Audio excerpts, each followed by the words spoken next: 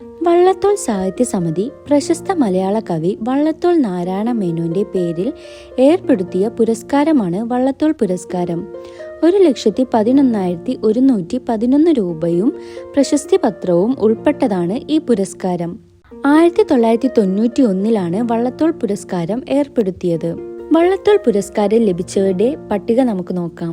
1991 പാലാ നാരായണൻ നായർ, 1992 ശൂരനാട് കുഞ്ഞൻപിള്ള, 1993 ബാലാമണിയമ്മയ്ക്കും വൈക്കം മുഹമ്മദ് ബഷീറിനും ലഭിച്ചിട്ടുണ്ട്.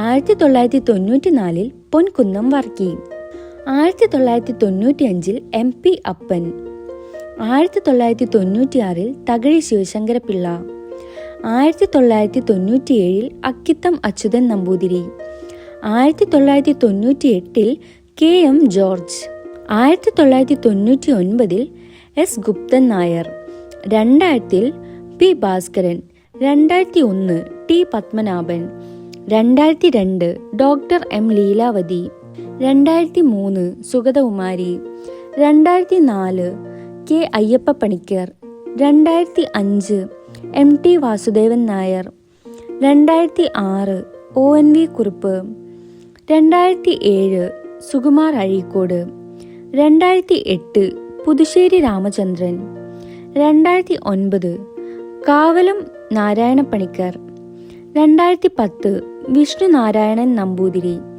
2011 C Radhakrishnan, 2012 Yusuf Ali Kecheri, 2013 Perumbadavam Sreedharan, 2014 P Narayana Kurup, 2015 Anand, 2016 Sreekumaran Thampi, 2017 Prabha Varma, 2018 M Mukundan, 2019 Zacharia, 2021 P Valsala, 2022 A Sethumadhavan, 2023 SK Vasanthan, 2024 NS Madhavan. Covid പ്രതിസന്ധി കാരണം 2020 പുരസ്കാരം പ്രഖ്യാപിച്ചിരുന്നില്ല.